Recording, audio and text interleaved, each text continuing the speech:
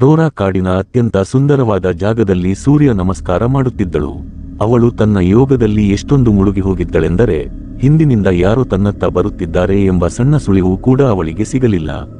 ಅವಳ ಸೂರ್ಯ ನಮಸ್ಕಾರ ಮುಗಿಯುತ್ತಿದ್ದಂತೆಯೇ ಹಿಂದೆ ನಿಂತಿದ್ದ ಆ ವ್ಯಕ್ತಿ ಅವಳಿಗೆ ಶಾಶ್ವತವಾಗಿ ನಮಸ್ಕಾರ ಮಾಡಿ ಮುಗಿಸಿಬಿಟ್ಟ. ಕೊನೆಗೆ ಅವನು ಅವಳ ಕತ್ತರಿಸಿದ ಕಾಲನ್ನು ಫುಟ್ಬಾಲ್ ತರ ಜೋರಾಗಿ ಒದ್ದ. ಅದು ನೇರವಾಗಿ ಹೋಗಿ ಸರೋವರದಲ್ಲಿ ಬಿತ್ತು. ನಿಜ ಹೇಳಬೇಕೆಂದರೆ ಇಂದು ಈ ಎಲ್ಲಾ ಗೆಳೆಯರು ಕಾಲೇಜು ಮುಗಿದ ನಂತರ ತಮ್ಮ ಫೇರ್ವೆಲ್ ಪಾರ್ಟಿ ಆಚರಿಸಲು ಈ ಕಾಡಿಗೆ ಬಂದಿದ್ದರು. ಸಮಯದಲ್ಲಿ ಕಾಡಿನ ಮಧ್ಯದಲ್ಲಿ ಒಂದು ಹಳೆಯ ಹಾಳಾಗಿರುವ ಫೈರ್ ಟವರ್ ಕಾಣಿಸುತ್ತದೆ. ಅದರೊಳಗೆ ಒಂದು ಸುಂದರವಾದ ಲಾಕೆಟ್ ನೇತಾಡುತ್ತಿತ್ತು. ಅದರ ಹಿಂದಿನ ಕಥೆ ತುಂಬಾ ರಹಸ್ಯಮಯವಾಗಿತ್ತು. ಆ ಗೆಳೆಯರಲ್ಲಿ ಒಬ್ಬ ಹುಡುಗನ ಕಣ್ಣು ಆ ಲಾಕೆಟ್ ಮೇಲೆ ಬಿತ್ತು. ಅವನು ಹೆಚ್ಚೇನು ಯೋಚಿಸದೆ ಅದನ್ನು ತನ್ನ ಬಳಿ ಇಟ್ಟುಕೊಂಡ. ಮತ್ತೊಂದೆಡೆ ಅದೇ ಸಮಯದಲ್ಲಿ ಭೂಮಿಯ ಅಡಿಯಲ್ಲಿ ಹೂತು ಹೋಗಿದ್ದ ಒಬ್ಬ ಭಯಾನಕ ರಾಕ್ಷಸ ಮೆಲ್ಲನೆ ಎಚ್ಚರಗೊಳ್ಳಲು ಪ್ರಾರಂಭಿಸಿದ. ಮುಂದಿನ ದೃಶ್ಯದಲ್ಲಿ ನಾವು ಕಾಡಿನಲ್ಲಿ ವಾಸಿಸುವ ಒಬ್ಬ ಫಾರೆಸ್ಟ್ ರೇಂಜರ್ನನ್ನು ನೋಡುತ್ತೇವೆ. ಅವನು ಚೆಕ್ ಬಳಿ, ಈ ಕಾಡಿನಲ್ಲಿ ಬಲೆಗಳನ್ನು ಹಾಡುವುದನ್ನು ನಿಲ್ಲಿಸು. ಇಲ್ಲಿಗೆ ಬರುವ ಪ್ರವಾಸಿಗರ ಸಂಖ್ಯೆ ದಿನದಿಂದ ದಿನಕ್ಕೆ ಹೆಚ್ಚಾಗುತ್ತಿದೆ. ಯಾರಾದರೂ ಇದರಲ್ಲಿ ಸಿಲುಕಿಕೊಂಡರೆ ನಿನ್ನ ಜೊತೆಗೆ ನಾನು ಜೈಲಿಗೆ ಹೋಗಬೇಕಾಗುತ್ತದೆ ಎಂದು ಹೇಳುತ್ತಾನೆ. ಆದರೆ ಚೆಕ್ ಅವನ ಮಾತನ್ನು ಗಂಭೀರವಾಗಿ ತೆಗೆದುಕೊಳ್ಳುವುದಿಲ್ಲ. ಈ ಮಧ್ಯೆ ಆ ರಹಸ್ಯಮಯ ದೈತ್ಯ ನಡೆಯಲು ಪ್ರಾರಂಭಿಸುತ್ತಾನೆ. ಅಷ್ಟರಲ್ಲಿ ಅವನಿಗೆ ದೂರದಿಂದ ಹನ್ ಶಬ್ದ ಕೇಳಿಸುತ್ತದೆ ಮತ್ತು ಅವನು ಅದೇ ದಿಕ್ಕಿನಲ್ಲಿ ಸಾಗುತ್ತಾನೆ. ಸ್ವಲ್ಪ ಸಮಯದ ನಂತರ ರೇಂಜರ್ ತನ್ನ ಕಾರನ್ನು ತೆಗೆದುಕೊಂಡು ಅಲ್ಲಿಂದ ಹೊರಟು ಹೋಗುತ್ತಾನೆ. ಆದರೆ ಚೆಕ್ ಅಲ್ಲೇ ಉಳಿಯುತ್ತಾನೆ. ಇದೇ ಸಮಯದಲ್ಲಿ ಆ ರಾಕ್ಷಸ ಚೆಕ್ನ ಮನೆಗೆ ಸುಮ್ಮನೆ ನುಗ್ಗುತ್ತಾನೆ. ಇನ್ನೊಂದೆಡೆ ಚೆಕ್ ಕಾಡಿನಲ್ಲಿ ಹೊಸ ಬಲೆಗಳನ್ನು ಹಾಕಲು ಬಂದೂಕು ಹಿಡಿದು ಹೊರಡುತ್ತಾನೆ. ಮನೆಯೊಳಗೆ ಆ ರಾಕ್ಷಸನ ಕಣ್ಣು ಒಂದು ಲಾಕೆಟ್ ಮೇಲೆ ಬೀಳುತ್ತದೆ. ಅವನು ಅದನ್ನು ಮುಟ್ಟಿದ ತಕ್ಷಣ ಅವನಿಗೆ ತಂದೆ ಹೇಳಿದ ಮಾತು ನೆನಪಾಗುತ್ತದೆ. ಇದು ನಿನ್ನ ತಾಯಿಯ ಕೊನೆಯ ನೆನಪು. ಇದು ನಿನ್ನ ಬಳಿ ಇರುವವರೆಗೂ ನೀನು ಸುರಕ್ಷಿತವಾಗಿರುತ್ತೀಯ ಮತ್ತು ನಿನ್ನ ತಾಯಿಗೆ ಹತ್ತಿರವಾಗಿರುತ್ತೀಯ. ಈಗ ಅವನು ಭೂಮಿಯಿಂದ ಹೊರಗೆ ಏಕೆ ಬಂದಿದ್ದ ಎಂಬುದು ನಿಮಗೆ ಅರ್ಥವಾಗಿರಬಹುದು. ಅವನ ಅಸಲಿ ಉದ್ದೇಶವೇ ಆ ಲಾಕೆಟ್ ಅನ್ನು ಹಿಂಪಡೆಯುವುದಾಗಿತ್ತು. ಅಷ್ಟರಲ್ಲಿ ಚೆಕ್ ಮನೆಗೆ ಹಿಂತಿರುಗುತ್ತಾನೆ. ಎದುರಿಗೆ ಆ ಭಯಾನಕ ದೈತ್ಯನನ್ನು ನೋಡಿ ಅವನಿಗೆ ದಿಗ್ಭ್ರಮೆಯಾಗುತ್ತದೆ. ಅವನ ಕೈಯಲ್ಲಿ ಬಂದೂಕಿದ್ದರೂ ಹೆದರಿಕೆಯಿಂದಾಗಿ ಅದನ್ನು ಚಲಾಯಿಸುವ ಧೈರ್ಯ ಬರಲಿಲ್ಲ. ಅವನು ಬಂದೂಕನ್ನು ಅಲ್ಲೇ ಬಿಟ್ಟು ಜೀವ ಉಳಿಸಿಕೊಳ್ಳಲು ಕಾಡಿನತ್ತ ಓಡುತ್ತಾನೆ. ಆದರೆ ಆ ದೈತ್ಯ ತುಂಬಾ ಸಮಾಧಾನದಿಂದ ಅವನ ಹಿಂದೆ ನಡೆಯುತ್ತಾನೆ. ಓಡುತ್ತಾ ಓಡುತ್ತಾ ಚೆಕ್ ತಾನೇ ಇಟ್ಟಿದ್ದ ಬಲೆಯಲ್ಲಿ ಸಿಲುಕಿಕೊಳ್ಳುತ್ತಾನೆ. ನೋವಿನಿಂದ ನರಳುತ್ತಾ ಗಟ್ಟಿಯಾಗಿ ಚೀರುತ್ತಾನೆ. ಆದರೆ ಅವನ ಸದ್ದು ಕೇಳಲು ಅಲ್ಲಿ ಯಾರೂ ಇರಲಿಲ್ಲ.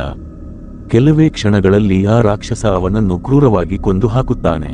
ಇದಾದ ನಂತರ ಅವನು ಮತ್ತೆ ಮನೆಗೆ ಹೋಗಿ ಲಾಕೆಟ್ ಎತ್ತಿಕೊಳ್ಳುತ್ತಾನೆ. ಆದರೆ ಆಗಲೇ ಅವನಿಗೆ ಅರಿವಾಗುವುದು ಇದು ತಾನು ಹುಡುಕುತ್ತಿದ್ದ ಲಾಕೆಟ್ ಅಲ್ಲ ಎಂದು. ಅಂದರೆ ಅವನು ಚೆಕ್ನನ್ನು ಸುಮ್ಮನೆ ಕೊಂದು ಹಾಕಿದ್ದ. ಚೆಕ್ ನಿಂತಿದ್ದ ಜಾಗದಲ್ಲಿ ಈಗ ಅವನ ದೇಹದ ತುಂಡುಗಳು ಚೆಲ್ಲಾಪಿಲ್ಲಿಯಾಗಿ ಬಿದ್ದಿದ್ದವು. ಆ ದೈತ್ಯನಿಗೆ ಯಾವುದೇ ಪರಿಸ್ಥಿತಿಯಲ್ಲೂ ತನ್ನ ಅಸಲಿ ಲಾಕೆಟ್ ಹಿಂಪಡೆಯಲೇಬೇಕಿತ್ತು. ಈಗ ಕಥೆ ಮತ್ತೆ ಕಾಡಿನತ್ತ ಸಾಗುತ್ತದೆ. ನಡೆಯುತ್ತಾ ನಡೆಯುತ್ತಾ ಅವನು ರಸ್ತೆಗೆ ತಲುಪುತ್ತಾನೆ. ಅಲ್ಲಿ ಅವನಿಗೆ ಆ ಗೆಳೆಯರ ಕಾರು ಕಾಣಿಸುತ್ತದೆ. ಈಗ ಅವನಿಗೆ ಆ ಲಾಕೆಟ್ ಅವರ ಬಳಿಯೇ ಇದೆ ಎಂದು ಅರ್ಥವಾಗುತ್ತದೆ. ಅವನು ಅವರನ್ನೇ ಹಿಂಬಾಲಿಸುತ್ತಾನೆ. ಆ ಗೆಳೆಯರು ನೆಮ್ಮದಿಯಾಗಿ ಕ್ಯಾಂಪ್ ಹಾಕಿ ಬೋನ್ ಫೈರ್ ಆನಂದಿಸುತ್ತಿರುತ್ತಾರೆ. ಆದರೆ ಅವನು ಸ್ವಲ್ಪ ದೂರದಲ್ಲಿ ನಿಂತು ಅವರ ಮಾತುಗಳನ್ನು ಕೇಳಿಸಿಕೊಳ್ಳುತ್ತಿರುತ್ತಾನೆ. ಆಶ್ಚರ್ಯದ ಸಂಗತಿಯೆಂದರೆ ಅವರೆಲ್ಲರೂ ಅದೇ ರಹಸ್ಯಮಯ ಹಂತಕನ ಕಥೆಯ ಬಗ್ಗೆ ಚರ್ಚಿಸುತ್ತಿರುತ್ತಾರೆ. ಜಾನಿಯ ತಂದೆ, ಆ ಲಾಕೆಟ್ ಅವನ ಬಳಿ ಇರುವವರೆಗೂ ಅವನ ಆತ್ಮಕ್ಕೆ ಶಾಂತಿ ಸಿಗುತ್ತದೆ. ಆದರೆ ಯಾರಾದರೂ ಅದನ್ನು ಅಲ್ಲಿಂದ ತೆಗೆದರೆ ಜಾನಿ ಮತ್ತೆ ಎಚ್ಚರಗೊಂಡು ತನ್ನ ಲಾಕೆಟ್ ಪಡೆಯಲು ಹೊರಡುತ್ತಾನೆ ಎಂದು ಹೇಳಿದ್ದರು. ಈ ಬಾರಿಯೂ ಆ ಗೆಳೆಯರಲ್ಲಿ ಒಬ್ಬ ಆ ಲಾಕೆಟ್ ಅನ್ನು ಎತ್ತಿಕೊಂಡಿದ್ದ. ಆದ್ದರಿಂದ ಜಾನಿ ಮತ್ತೊಮ್ಮೆ ಸಮಾಧಿಯಿಂದ ಹೊರಬಂದಿದ್ದಾನೆ. ಈಗ ಮುಂದೆ ಏನಾಗಲಿದೆ ಎಂದು ಹೇಳುವ ಅಗತ್ಯವಿಲ್ಲ ಅನಿಸುತ್ತದೆ. ಯಾವುದೋ ಒಬ್ಬ ದುರದೃಷ್ಟವಂತ ರಾತ್ರಿಯ ಕತ್ತಲಲ್ಲಿ ಒಂಟಿಯಾಗಿ ಹೊರಗೆ ಬರಬೇಕಾಗುತ್ತದೆ. ಮತ್ತು ಸಿನಿಮಾಗಳ ನಿಯಮ ನಿಮಗೆ ಗೊತ್ತೇ ಇದೆಯಲ್ಲ. ಯಾರಿಗೆ ಮೊದಲು ಒಂಟಿಯಾಗಿ ಶೌಚಾಲಯಕ್ಕೆ ಹೋಗಬೇಕು ಎನಿಸುತ್ತದೋ ಅವನೇ ಮೊದಲ ಬಲಿಯಾಗುತ್ತಾನೆ. ಕಥೆ ಮುಗಿದ ನಂತರ ಎಲ್ಲಾ ಗೆಳೆಯರು ಸೆಲ್ಫಿ ತೆಗೆದುಕೊಳ್ಳಲು ಪ್ರಾರಂಭಿಸುತ್ತಾರೆ. ಆದರೆ ಅದನ್ನು ಸೋಷಿಯಲ್ ಮೀಡಿಯಾದಲ್ಲಿ ಪೋಸ್ಟ್ ಮಾಡಲು ಸಾಧ್ಯವಾಗುವುದಿಲ್ಲ. ಏಕೆಂದರೆ ಆ ಕಾಡಿನಲ್ಲಿ ಮೊಬೈಲ್ ನೆಟ್ವರ್ಕ್ ಇರುವುದಿಲ್ಲ. ಮೊಬೈಲ್ ಸಿಗ್ನಲ್ ಇಲ್ಲದ್ದರಿಂದ ಎಲ್ಲಾ ಗೆಳೆಯರು ಮಲಗಲು ತಮ್ಮ ತಮ್ಮ ಕ್ಯಾಬಿನ್ಗಳಿಗೆ ಹೋಗುತ್ತಾರೆ. ಸ್ವಲ್ಪ ಸಮಯದ ನಂತರ ಮಧ್ಯರಾತ್ರಿಯಲ್ಲಿ ಶೌಚಾಲಯಕ್ಕೆ ಹೋಗಬೇಕಾದ ಆ ದುರದೃಷ್ಟವಂತ ವ್ಯಕ್ತಿ ಏರನಾಗುತ್ತಾನೆ. ಅವನು ಹೊರಗೆ ಬರುತ್ತಿದ್ದಂತೆಯೇ ಜಾನಿ ತನ್ನ ಅತ್ಯಂತ ಚಿಕ್ಕ ಆಯುಧದೊಂದಿಗೆ ಅವನ ಹಿಂದೆ ತಲುಪುತ್ತಾನೆ. ಏರನ್ ಒಂದು ಮರದ ಬಳಿ ನಿಲ್ಲುತ್ತಿದ್ದಂತೆ ಜಾನಿ ಅವನ ದವಡೆಗೆ ಆ ಚೂಪಾದ ಆಯುಧವನ್ನು ಚುಚ್ಚಿ ಪೂರ್ಣ ಶಕ್ತಿಯಿಂದ ಎಳೆಯುತ್ತಾನೆ. ಮರುಕ್ಷಣವೇ ಅವನ ದವಡೆ ಮಾತ್ರವಲ್ಲ, ಇಡೀ ತಲೆಯೇ ದೇಹದಿಂದ ಬೇರ್ಪಡುತ್ತದೆ. ಇದಾದ ನಂತರ ಜಾನಿ ಒಂದು ಕೈಯಲ್ಲಿ ಅವನ ಕತ್ತರಿಸಿದ ತಲೆ ಮತ್ತು ಇನ್ನೊಂದು ಕೈಯಲ್ಲಿ ಅರ್ಧ ದೇಹವನ್ನು ಹಿಡಿದುಕೊಂಡು ಫಾರೆಸ್ಟ್ ರೇಂಜರ್ ಸ್ಟೇಷನ್ನತ್ತ ಹೊರಡುತ್ತಾನೆ. ಅಲ್ಲಿಗೆ ತಲುಪಿ ಏರನ್ನ ತಲೆಯಿಂದಲೇ ಗೇಟ್ ಮುರಿದು ಒಳಗೆ ಹೋಗಿ ತನಗೆ ಬೇಕಾದ ಕೆಲವು ಆಯುಧಗಳನ್ನು ಎತ್ತಿಕೊಳ್ಳುತ್ತಾನೆ. ರಾತ್ರಿ ಬಹಳವಾಗಿದ್ದರಿಂದ ಇನ್ಯಾರನ್ನು ಬೇಟೆಯಾಡುವ ಮೂಡವನಿಗೆ ಇರಲಿಲ್ಲ. ಅವನು ಬೆಳಗಾಗುವುದನ್ನೇ ಕಾಯತೊಡಗಿದ. ಬೆಳಗಾಗುತ್ತಿದ್ದಂತೆಯೇ ಅವನ ಕಣ್ಣು ನದಿಯ ದಡದಲ್ಲಿ ಸ್ನಾನ ಮಾಡುತ್ತಿದ್ದ ಬ್ರೂಕ್ ಮತ್ತು ಅರೋರಾ ಮೇಲೆ ಬೀಳುತ್ತದೆ.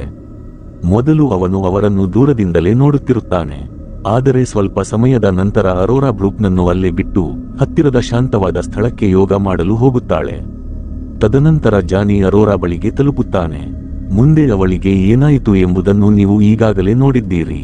ತನ್ನ ಅರ್ಧ ಶಿಫ್ಟ್ ಮುಗಿಸಿದ ನಂತರ ಜಾನಿ ಮತ್ತೆ ನಡೆಯಲು ಪ್ರಾರಂಭಿಸುತ್ತಾನೆ. ನಡೆಯುತ್ತಾ ಅವನ ಕಾಲುಗಳ ಬಳಿ ಕಾರಿನ ಕೀಗಳು ಬಂದು ಬೀಳುತ್ತವೆ. ಅದನ್ನು ಟ್ರಾಯ್ ಗಾಬರಿಯಲ್ಲಿ ಎಸೆದಿದ್ದ. ನಿಜ ಹೇಳಬೇಕೆಂದರೆ ಆ 4 ಜನ ಗೆಳೆಯರಿಗೆ ಏನೋ ಅನಾಹುತ ನಡೆದಿದೆ ಎಂಬುದು ಈಗ ಅರ್ಥವಾಗಿತ್ತು. ಏಕೆಂದರೆ ಕಳೆದ ರಾತ್ರಿ ಅವರು ತೆಗೆದುಕೊಂಡ ಸೆಲ್ಫಿಯಲ್ಲಿ ಹಿಂದೆ ಜಾನಿಯ ಮಸುಕಾದ ನೆರಳು ಕಾಣಿಸುತ್ತಿತ್ತು. ಕೀಗಳನ್ನು ಎತ್ತಿಕೊಳ್ಳುತ್ತಿದ್ದಂತೆ ಜಾನಿಯ ಕಣ್ಣು ಅದಕ್ಕೆ ಸಿಕ್ಕಿಸಿದ್ದ ಒಂದು ಸಣ್ಣ ಟಾಯ್ ಕಾರ್ ಚೈನ್ ಮೇಲೆ ಬೀಳುತ್ತದೆ. ಅದನ್ನು ನೋಡುತ್ತಿದ್ದಂತೆಯೇ ಅವನೊಳಗಿನ ಮುಗ್ಧ ಮಗು ಮತ್ತೆ ಜಾಗೃತಗೊಂಡಂತಾಗುತ್ತದೆ. ಅವನು ಅಲ್ಲೇ ಕುಳಿತು ಆ ಆಟಿಕೆ ಜೊತೆ ಆಟವಾಡಲು ಪ್ರಾರಂಭಿಸುತ್ತಾನೆ. ಇದೇ ಸಮಯದಲ್ಲಿ ಅವನು ತನ್ನ ಮಾಸ್ಕ್ ಸಹ ಕಳಚುತ್ತಾನೆ. ಮೊದಲ ಬಾರಿಗೆ ನಮಗೆ ಅವನ ಅಸಲಿ ಮುಖ ಕಾಣಿಸುತ್ತದೆ. ಅಷ್ಟರಲ್ಲಿ ಅಲ್ಲಿಂದ ಹಾದು ಹೋಗುತ್ತಿದ್ದ ಗೆಳೆಯರಲ್ಲಿ ಒಬ್ಬನ ಕಣ್ಣು ಜಾನಿಯ ಹಳೆಯ ಕೊಡಲಿಯ ಮೇಲೆ ಬೀಳುತ್ತದೆ. ಅವನು ಅದನ್ನು ಎತ್ತಿಕೊಂಡು ಜಾನಿ ಮತ್ತು ಅವನ ಸತ್ತ ತಂದೆಯ ಬಗ್ಗೆ ಕೆಟ್ಟದಾಗಿ ಮಾತನಾಡಲು ಪ್ರಾರಂಭಿಸುತ್ತಾನೆ. ಅದೇ ತಪ್ಪು ಅವನಿಗೆ ಮುಳುವಾಗುತ್ತದೆ. ಕೋಪದಲ್ಲಿ ಜಾನಿ ತಕ್ಷಣ ಮತ್ತೆ ತನ್ನ ಮಾಸ್ಕ್ ಧರಿಸಿಕೊಳ್ಳುತ್ತಾನೆ. ಮತ್ತೊಮ್ಮೆ ತನ್ನ ನಿಧಾನಗತಿಯ ಆದರೆ ಭಯಾನಕ ನಡಿಗೆಯೊಂದಿಗೆ ಅವರತ್ತ ಸಾಗಲು ತೊಡಗುತ್ತಾನೆ. ನಡೆಯುತ್ತಾ ಅವನು ಪಾರ್ಕಿಂಗ್ ಏರಿಯಾಗೆ ತಲುಪುತ್ತಾನೆ. ಅಲ್ಲಿ ಕಾರಿನ ಬಳಿ ಅವನಿಗೆ ಟ್ರಾಯ್ ಕಾಣಿಸುತ್ತಾನೆ. ಇದ್ದಕ್ಕಿದ್ದಂತೆ ಹಿಂದಿನಿಂದ ಜಾನಿ ಕೊಡಲಿಯಿಂದ ಅವನ ಮೇಲೆ ದಾಳಿ ಮಾಡುತ್ತಾನೆ. ಅವನು ನೋವಿನಿಂದ ನರಳುತ್ತಾ ನೆಲಕ್ಕೆ ಬೀಳುತ್ತಾನೆ. ಜಾನಿ ಅವನನ್ನು ಸಾಯಿಸಲು ಮುಂದೆ ಬರುತ್ತಿದ್ದಂತೆಯೇ ಅವನ ಗೆಳೆಯರಲ್ಲಿ ಒಬ್ಬ ಜಾನಿಗೆ ಗುಂಡು ಹಾರಿಸುತ್ತಾನೆ. ಗುಂಡು ತಾಗಿದ ತಕ್ಷಣ ಜಾನಿ ನೆಲಕ್ಕೆ ಬೀಳುತ್ತಾನೆ. ಜಾನಿ ಸತ್ತು ಹೋದ ಎಂದು ಭಾವಿಸಿ ಅವರಿಬ್ಬರು ಅಲ್ಲಿಂದ ಓಡಲು ಪ್ರಾರಂಭಿಸುತ್ತಾರೆ. ಆದರೆ ಅವರು ಒಂದು ವಿಷಯವನ್ನು ಮರೆತಿದ್ದರು. ಜಾನಿ ಸಾದಾ ಮನುಷ್ಯನಲ್ಲ, ಬದಲಿಗೆ ಒಬ್ಬ ಅಮರಹಂತಕ. ಅವನನ್ನು ಕೊಲ್ಲಲು ಸಾಧ್ಯವಿಲ್ಲ. ಅವನ ಆತ್ಮ ನಿದ್ರಿಸುತ್ತಿರುವಷ್ಟು ಕಾಲ ಮಾತ್ರ ಅವನು ಶಾಂತವಾಗಿರುತ್ತಾನೆ. ಕೆಲವೇ ಸೆಕೆಂಡುಗಳಲ್ಲಿ ಜಾನಿ ಮತ್ತೆ ಎದ್ದು ನಿಲ್ಲುತ್ತಾನೆ. ಅವನು ನೆಲದಲ್ಲಿ ಹೂತು ಹೋಗಿದ್ದ ತನ್ನ ಕೊಡಲಿಯನ್ನು ಹೊರತೆಗೆದು ಪೂರ್ಣ ಶಕ್ತಿಯಿಂದ ಇವನ ತಲೆಯತ್ತ ಎಸೆಯುತ್ತಾನೆ. ಕೊಡಲಿ ನೇರವಾಗಿ ಅವನ ತಲೆಗೆ ಚುಚ್ಚಿ ಅವನು ಅಲ್ಲೇ ಪ್ರಾಣ ಬಿಡುತ್ತಾನೆ. ಇದಾದ ನಂತರ ಜಾನಿ ಮತ್ತೆ ಟ್ರಾಯ್ ಬಳಿಗೆ ಬಂದು ಒಂದು ದೊಡ್ಡ ಕಲ್ಲಿನಿಂದ ಅವನ ತಲೆಯನ್ನು ಪೂರ್ತಿಯಾಗಿ ಜುತ್ತಾನೆ. ನಂತರ ಅವನ ಜೇಬುಗಳನ್ನು ಹುಡುಕುತ್ತಾನೆ. ಆದರೆ ತಾನು ಹುಡುಕುತ್ತಿದ್ದ ವಸ್ತು ಅಲ್ಲಿ ಸಿಗುವುದಿಲ್ಲ. ಇದೇ ಸಮಯದಲ್ಲಿ ಕ್ರಿಸ್ ಮತ್ತು ಕೋಲ್ಟ್ ಅಲ್ಲಿಗೆ ತಲುಪುತ್ತಾರೆ. ತಮ್ಮ ಗೆಳೆಯರ ಹೆಣಗಳನ್ನು ನೋಡಿ ಅವರಿಗೆ ದಿಗಿಲಾಗುತ್ತದೆ. ಜಾನಿಯ ಕಣ್ಣು ಸಹ ಅವರ ಮೇಲೆ ಬೀಳುತ್ತದೆ. ಅವನು ತಡಮಾಡದೆ ಅವರ ಮೇಲೆ ಕೊಡಲಿಯಿಂದ ಸಾಲಾಗಿ ದಾಳಿ ಮಾಡುತ್ತಾನೆ. ಆದರೆ ಅವರಿಬ್ಬರು ಹೇಗೋ ಜೀವ ಉಳಿಸಿಕೊಂಡು ಅಲ್ಲಿಂದ ಓಡಿ ಹೋಗುತ್ತಾರೆ. ಓಡುತ್ತಾ ಅವರು ಫಾರೆಸ್ಟ್ ರೇಂಜರ್ ಸ್ಟೇಷನ್ ತಲುಪುತ್ತಾರೆ. ಅಲ್ಲಿ ಅದೃಷ್ಟವಶಾತ್ ಅವರಿಗೆ ರೇಂಜರ್ ಸಿಗುತ್ತಾನೆ. ಅವರ ಮಾತನ್ನೆಲ್ಲ ಕೇಳಿದ ನಂತರ ರೇಂಜರ್ ಕೋಪದಿಂದ, ನೀವು ಆ ಲಾಕೆಟ್ ಅನ್ನು ಏಕೆ ಎತ್ತಿದಿರಿ? ನನ್ನ ತಂದೆ 20 ವರ್ಷಗಳ ಹಿಂದೆ ಅವನನ್ನು ಮಲಗಿಸಿದ್ದರು ಮತ್ತು ನಾನು 10 ವರ್ಷಗಳ ಹಿಂದೆ ಅವನನ್ನು ಮತ್ತೆ ಶಾಂತಗೊಳಿಸಿದ್ದೆ. ಆದರೆ ನೀವು ಅವನನ್ನು ಮತ್ತೆ ಎಬ್ಬಿಸಿಬಿಟ್ಟಿರಿ ಎಂದು ಹೇಳುತ್ತಾನೆ. ಆಗ ಕ್ರಿಸ್, ನಾವು ಅವನಿಗೆ ಆ ಲಾಕೆಟ್ ಅನ್ನು ವಾಪಸ್ ಕೊಟ್ಟು ಬಿಡುತ್ತೇವೆ ಎಂದು ಹೇಳುತ್ತಾಳೆ. ಆದರೆ ರೇಂಜರ್, ಈಗ ಅಷ್ಟು ಸುಲಭವಾಗಿ ಏನೂ ನಡೆಯುವುದಿಲ್ಲ. ಅವನು ತನ್ನ ಕೆಲಸವನ್ನು ಪೂರ್ಣಗೊಳಿಸುವವರೆಗೂ ನಿಲ್ಲುವುದಿಲ್ಲ ಎಂದು ಉತ್ತರಿಸುತ್ತಾನೆ. ಅಷ್ಟರಲ್ಲಿ ಜಾನಿ ಅಲ್ಲಿಗೆ ತಲುಪುತ್ತಾನೆ. ರೇಂಜರ್ ಅವನನ್ನು ನೋಡಿದ ತಕ್ಷಣ ಅವನ ಮೇಲೆ ಗುಂಡು ಹಾರಿಸುತ್ತಾನೆ. ಗುಂಡು ತಾಗಿದ ತಕ್ಷಣ ಜಾನಿ ನೆಲಕ್ಕೆ ಬೀಳುತ್ತಾನೆ. ಇದನ್ನು ನೋಡಿ ಮೂವರು ಅವನನ್ನು ಸರಪಳಿಯಿಂದ ಬಂಧಿಸಲು ಅವನ ಬಳಿಗೆ ಹೋಗುತ್ತಾರೆ. ಆದರೆ ಅಷ್ಟರಲ್ಲಿ ಜಾನಿ ಮತ್ತೆ ಎದ್ದು ನಿಲ್ಲುತ್ತಾನೆ. ಕ್ರಿಸ್ ಮತ್ತು ಕೋಲ್ಟ್ ತಕ್ಷಣ ಅಲ್ಲಿಂದ ಓಡಿ ಹೋಗುತ್ತಾರೆ. ಆದರೆ ಪಾಪದ ರೇಂಜರ್ ಅವನ ಎದುರು ಸಿಲುಕಿಕೊಳ್ಳುತ್ತಾನೆ. ಜಾನಿ ಅವನ ಬಂದೂಕನ್ನು ಕಸಿದುಕೊಂಡು ಅವನನ್ನು ತಲೆಕೆಳಗಾಗಿ ನೇತು ಹಾಕುತ್ತಾನೆ. ನಂತರ ಅತ್ಯಂತ ಕ್ರೂರವಾಗಿ ಅವನ ಬೆನ್ನುಮೂಳೆಯನ್ನೇ ದೇಹದಿಂದ ಹೊರಗೆ ಎಳೆಯುತ್ತಾನೆ. ರೇಂಜರ್ ನೋವಿನಿಂದ ನರಳುತ್ತಾ ಅರ್ಧಸತ್ತ ಸ್ಥಿತಿಗೆ ತಲುಪುತ್ತಾನೆ. ಆದರೆ ಜಾನಿಗೆ ಅವನನ್ನು ಅಷ್ಟು ಸುಲಭವಾಗಿ ಕೊಲ್ಲುವ ಮನಸ್ಸಿರಲಿಲ್ಲ. ಏಕೆಂದರೆ ಹಳೆಯ ಹಿಸಾಬುಗಳನ್ನು ತೀರಿಸಬೇಕಿತ್ತಲ್ಲವೇ. ಅವನು ರೇಂಜರ್ನನ್ನು ಎಳೆದೊಯ್ದು ಒಂದು ಕ್ಯಾಬಿನ್ ಒಳಗೆ ಕರೆದೊಯ್ಯುತ್ತಾನೆ. ಅಲ್ಲಿ ಮರ ಕತ್ತರಿಸುವ ದೊಡ್ಡ ಯಂತ್ರವಿರುತ್ತದೆ. ಮೊದಲು ಅವನ ಕೈಗಳನ್ನು ಕತ್ತರಿಸುತ್ತಾನೆ, ನಂತರ ಅವನ ತಲೆಯನ್ನು. ಇದಾದ ನಂತರ ಜಾನಿ ತನ್ನ ಮುಂದಿನ ಬಲಿಯ ಹುಡುಕಾಟದಲ್ಲಿ ಮತ್ತೆ ಹೊರಡುತ್ತಾನೆ. ಈ ಬಾರಿ ಕೋಲ್ಟ್ ಅವನಿಗೆ ಚಕಮಕಿ ನೀಡಲು ಪ್ರಯತ್ನಿಸುತ್ತಾನೆ, ಆದರೆ ಒಂದೇ ಏಟಿಗೆ ಜಾನಿ ಅವನನ್ನು ಸಾಯಿಸಿಬಿಡುತ್ತಾನೆ. ಸ್ವಲ್ಪ ದೂರದಲ್ಲಿ ನಿಂತಿದ್ದ ಕ್ರಿಸ್ ಇದೆಲ್ಲವನ್ನು ತನ್ನ ಕಣ್ಣಾರೆ ನೋಡುತ್ತಿರುತ್ತಾಳೆ. ಅವಳು ಸುಮ್ಮನೆ ಆ ಲಾಕೆಟ್ ಎತ್ತಿಕೊಂಡು ಅದನ್ನು ಒಂದು ಪೆಟ್ರೋಲ್ ಕ್ಯಾನ್ ಒಳಗಡೆ ಅಡಗಿಸಿಟ್ಟು ಅಲ್ಲಿಂದ ಓಡಿ ಹೋಗುತ್ತಾಳೆ. ಅವಳು ಸತತವಾಗಿ ಓಡುತ್ತಲೇ ಇರುತ್ತಾಳೆ, ಆದರೆ ಕಾಡಿನಿಂದ ಹೊರಗೆ ಹೋಗುವ ದಾರಿಯೇ ಸಿಗುತ್ತಿಲ್ಲವೇನೋ ಅನಿಸುತ್ತದೆ.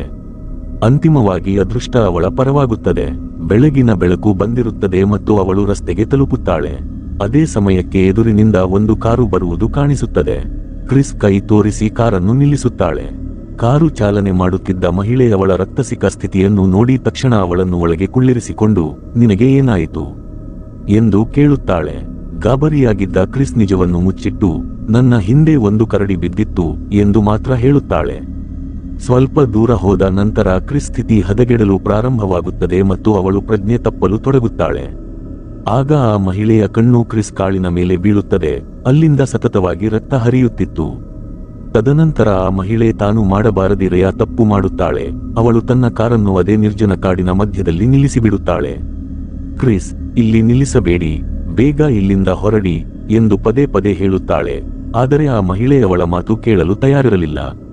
ಇತ್ತ ಕ್ರಿಸ್ ಕಣ್ಣುಗಳು ಸತತವಾಗಿ ಕಾಡಿನ ದಟ್ಟ ಪೊದೆಗಳ ಮೇಲೆಯೇ ಇರುತ್ತವೆ.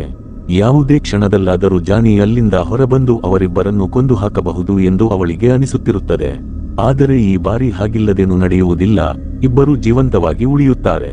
ನಂತರ ತಿಳಿಯುವುದೇನೆಂದರೆ, ಕ್ರಿಸ್ ಯಾವ ಪೆಟ್ರೋಲ್ ಕ್ಯಾನ್ನಲ್ಲಿ ಲಾಕೆಟ್ ಅಡಗಿಸಿದ್ದಳೋ ಅಲ್ಲಿಂದ ಅದು ಮಾಯವಾಗಿತ್ತು. ಅಂದರೆ ಜಾನಿ ತನ್ನ ಲಾಕೆಟ್ ಅನ್ನು ವಾಪಸ್ ಪಡೆದುಕೊಂಡಿದ್ದ. ಇಡೀ ಸಿನಿಮಾವನ್ನು ನೋಡಿದರೆ ಮುಂದೆ ಏನೋ ಹೊಸತು ನಡೆಯಲಿದೆ ಅನಿಸುತ್ತದೆ. ಅದನ್ನು ಬಹುಶಃ ನಾವು ಇದರ ಮುಂದಿನ ಭಾಗದಲ್ಲಿ ನೋಡಬಹುದು. ಹಾಗಾದರೆ ನಿಮಗೆ ಇನ್ ಅ ವೈಲೆಂಟ್ ನೇಚರ್ ಸಿನಿಮಾದ ಈ ಕಥೆ ಹೇಗನಿಸಿತು? ನಮಗೆ ಕಮೆಂಟ್ ಮಾಡಿ ಖಂಡಿತ ತಿಳಿಸಿ.